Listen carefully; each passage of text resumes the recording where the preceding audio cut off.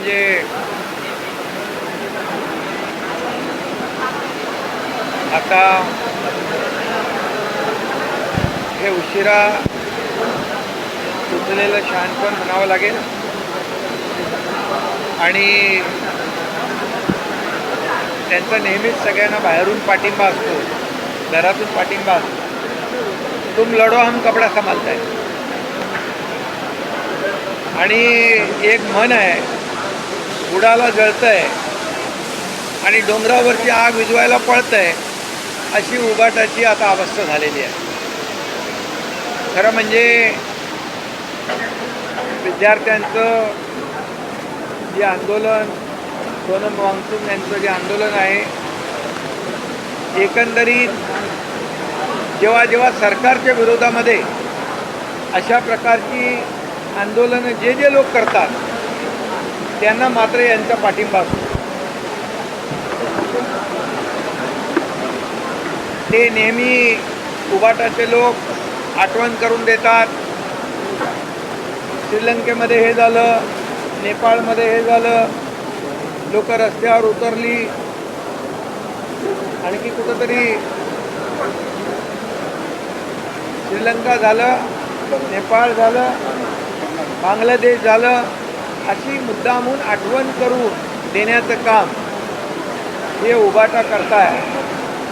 आणि आता त्यांना वाटतंय की हे जे काय आंदोलन जे सुरू आहे देशव्यापी, यामध्ये आपली पोळी कशी भाजून घेता येईल अशा प्रकारचं खालच्या थराचं राजकारण करण्याचा हेतू त्यांचा आहे। म्हणजे देशामध्ये आणि राज्यामध्ये अराजकता कशी पसरेल, कायदा सुव्यवस्था कशी बिघडेल आणि लोक रस्त्यावर येऊन आंदोलनं कशी करतील, अशा भ्रमामध्ये ही सगळी मंडळी आहेत। खरं म्हणजे बांगलादेश असेल, श्रीलंका असेल, नेपाळ असेल, तिथली आर्थिक परिस्थिती रसातळाला गेली होती, तिथं अर्थव्यवस्था कोलमडून गेली होती, लोकांचे खाण्याचे बांधे झाले होते। परंतु या देशामध्ये प्रधानमंत्री मोदी साहेबांच्या नेतृत्वाखाली हा देश पुढे जातोय, आर्थिक व्यवस्था वाढती आहे, आर्थिक महासत्तेकडे वाटचाल आपला देश करतोय। जवळपास 80,000 लोकांना मोफत अन्नधान्य देण्याचं काम या ठिकाणी होत आहे। 32 कोटी लोकांना दारिद्र्य रेषेच्या वर आणण्याचं काम देशाने केलंय। त्यामुळे हा फरक आहे, इतर देशामध्ये झालेलं अराजकता पसरलेली ती या देशामध्ये किंबहुना या राज्यामध्ये परिस्थिती उलटी आहे। आणि म्हणूनच 2014 पूर्वीचं आपण पहा की UPA काँग्रेस सरकारच्या काळात झालेले भ्रष्टाचार, झालेले मोठे मोठे स्कॅम हे या देशातले युवकांनी पाहिलेले आहेत। आणि म्हणून 2014 नंतर या देशातला युवा वर्ग हा प्रधानमंत्री मोदीजींच्या सोबत आहे, आजपर्यंत आहे। 2014 नंतर झालेली देशाची प्रगती तो युवा पाहतोय, मिळणाऱ्या हाताला नोकऱ्या, मिळणारं काम हा युवक पाहतोय। आणि म्हणूनच याची पोटदुखी जी आहे, आणि म्हणून हा युवा जो आहे हा देशाच्या प्रधानमंत्री नरेंद्र मोदीजी जे या देशाला पुढे नेत आहेत त्यांच्याबरोबर साथीने हा पुढे चाललेला आहे। आणि म्हणून मोदीजींनी अनेक निर्णय घेतले। युवक, गरीब, शेतकरी, महिला हे 4-5 वर्ग जे आहेत, या वर्गांना न्याय देण्यासाठी अनेक योजना सुरू केलेल्या आहेत। त्यामुळे हे जे काही यांच्या मनामध्ये आहे की देशामध्ये अराजकता पसरली पाहिजे, देशामध्ये कायदा सुव्यवस्था बिघडली पाहिजे, आणि म्हणून हे जे काय आहे हे लोकांना प्रोवोक करण्याचं काम, भडकवण्याचं काम या ठिकाणी करतायत। परंतु त्यांच्या प्रयत्नांना यश कधीच येणार नाही, कारण हा देश, या देशाला एक संस्कृती आहे, या राज्याला एक संस्कृती आहे, आपल्या परंपरा आहे, आणि म्हणूनच हा केविलवाना प्रयत्न आहे. का जाऊन तिकडे बसत नाही त्यांच्याबरोबर?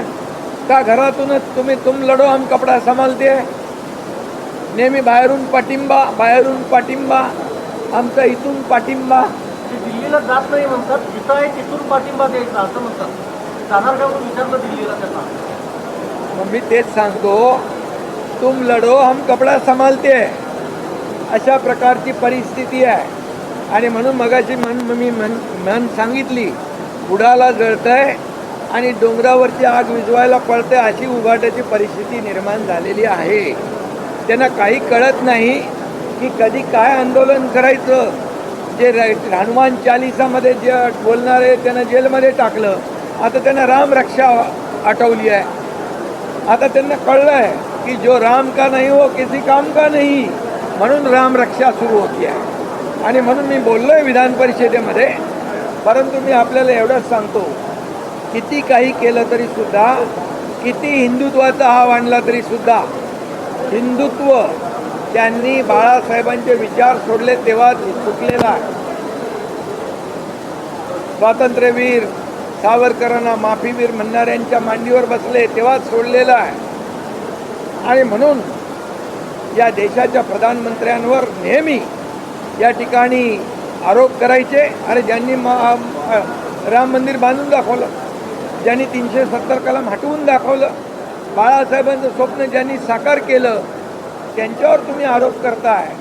आणि म्हणूनच हा एक केविलवाना प्रयत्न आहे. मी आपल्याला एवढंच सांगतो की आता त्यांच्याकडे कुठलेही मुद्दे नाहीत. आणि म्हणून अशा प्रकारचे जे त्यांनी सोडलेले मुद्दे, विधानसभेच्या अधिवेशनामध्ये हिंदुत्वाचा मुद्दा घेऊन चूक केली, हिंदुत्वाचे विचार घेऊन चूक केले असं म्हणणारे आता म्हणतायत गर्व से कहो हम हिंदू आहे. आणि राम रक्षा हे आंदोलन ते करतायत. हा मोठा विनोद आहे. तुम्ही दिल्लीला चाललेला आहात, मंत्रिमंडळ विस्तार कधी होणार आहे, काय शिक्षेला मिळणार आहे दिल्लीमधून? दिल्लीने मित्रपक्ष म्हणून तुमच्या खासदारांची संख्या वाढली, तुम्ही दावा करताय अतिरिक्त मंत्रिपद मिळावं. खरं म्हणजे आमची युती जी आहे NDA सोबत ही एक वैचारिक गठबंधन आहे, वैचारिक युती आहे. ही आमची खुर्चीसाठी सत्तेसाठी झालेली युती नाही आहे. आणि तुम्ही बार्गेनिंग कधीही आमचे शिवसेना करत नाही, करणार नाही. ही एक वैचारिक विचारधारेने जोडलेली युती आहे. आणि त्यामुळे NDAला मजबूत करण्याचं काम आम्ही करू.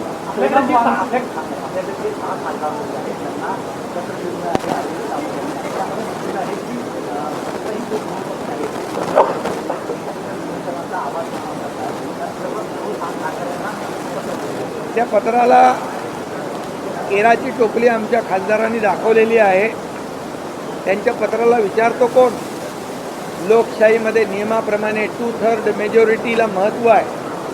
आणि बाकायदा लोकसभा स्पीकर यांच्याकडे जाऊन 6 खासदारांनी पत्र देऊन सगळी प्रक्रिया पूर्ण केलेली आहे. ही फक्त हा केविलवाना प्रयत्न आहे. कोर्ट कचेऱ्या करणं, हे करणं, ते करणं. त्यामुळे कुठल्याही त्यांचा त्या पत्राचा परिणाम आमच्या खासदारांवर होणार नाही. दुसरीकडे जर बघायचं असेल तर घटना घडली त्यामध्ये पालिका आयुक्तांनी अहवाल आले, कुठेतरी अधिकाऱ्यांना बचाव आहे ते केलं जातं असं पाहायला मिळते. ठाण्यामध्ये बॅनर पडला, मी ताबडतोब ठाण्यातल्या आयुक्तांना फोन केला. सगळे बिलकुल बॅनर काढून टाका, एकही बॅनर ठेवू नका आणि कुणालाही बेकायदेशीर बॅनर लावून देऊ नका. बेकायदेशीर बॅनर लावतील त्यांच्यावर कारवाई करा. आणि जे होर्डिंग आहे ते होर्डिंग, जे अनधिकृत होर्डिंग असतील ते काढून टाका. जे अधिकृत असतील त्याचं स्ट्रक्चरल ऑडिट करा. कुठलाही दुर्घटना होता कामा नये अशा प्रकारचे स्पष्ट सूचना निर्देश मी आयुक्तांना दिलेले आहेत. शरद पवार आणि त्यांचा पक्ष तुम्हाला NDA सोबत आलेला चालेल का? शरद पवार साहेब आणि त्यांचा पक्ष NDA सोबत आलेला चालेल का राज्यात आणि केंद्रात?